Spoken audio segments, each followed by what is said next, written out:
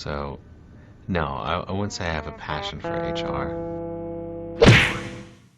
Welcome back to Human Resources for the People. It's a human capital revolution. Today, we're going to be talking about hiring someone in the Philippines. This is part of our long-running series of comparative employment law across the world. We hire, we fire, we look at a whole bunch of different countries and their processes. So let's get started here. This article is from Saisip, Salazar, Hernandez, and Gatmaiton. They are an employment law firm in the Philippines. Link down below if you want to read more about it. Like most of the world, the Philippines don't have specific laws regarding background checks with applicants, but do have personal data privacy laws. Specifically, there's an Anti-Age Discrimination in Employment Act that specifically prohibits requiring age or birth date during the application process. Another one that might come in a little bit later down the road is that actually HIV and AIDS Policy Act, the Republic Act of number 11166, prohibits the rejection of a job application based on the applicant's actual, perceived, or suspected HIV status. That falls in line with the United States to a degree, especially when it surrounds the Americans with Disabilities Act. So I find that to be, while it's not, not really related to background checks at all, it is ultimately a protected class that you're not allowed to discriminate on in the Philippines. With respect to a medical exam, the Philippines seems to mirror the United States in many ways. You can't use a medical exam to deny employment when it would constitute discrimination. And so, similarly in the United States, you can't use medical examination results when it would ultimately be a violation of the ADA.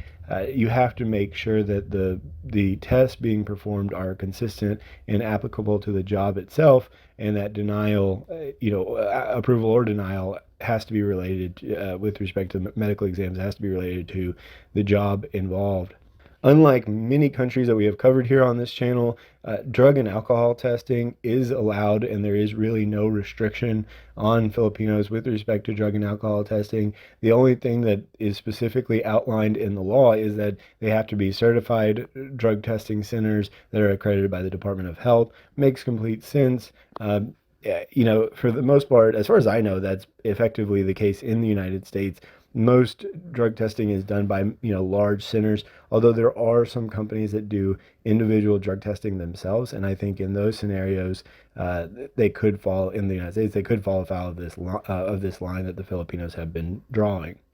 Where the Philippines actually gets quite interesting is the description of the discrimination that's unlawful. Some are pretty basic: sex, age, marital status, pregnant status, disability, mental health condition, ethnicity.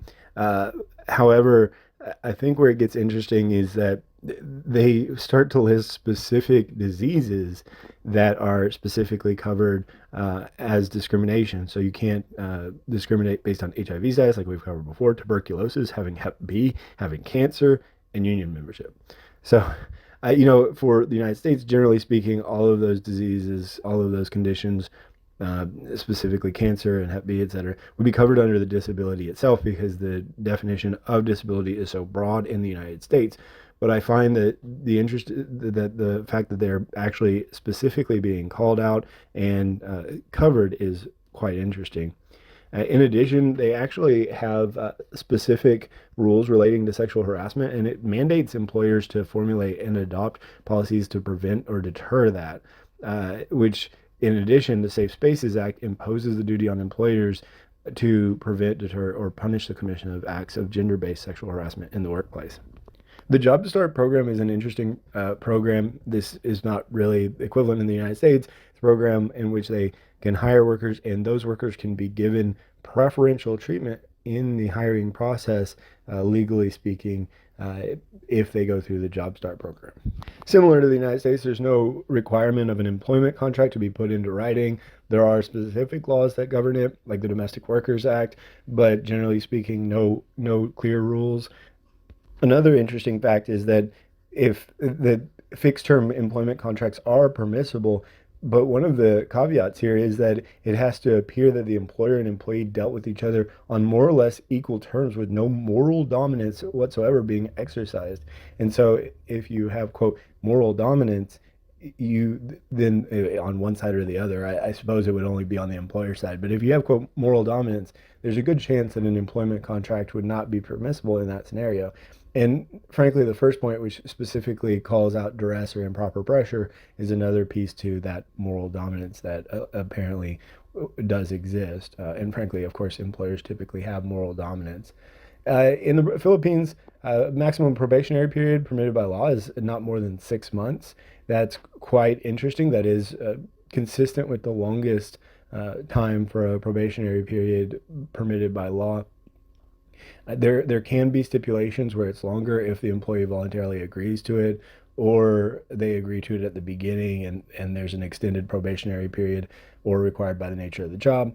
But I find that to be an interesting take on the probationary process in the United States. Of course, we do not have a set probationary period. It's dictated and governed by the employers themselves.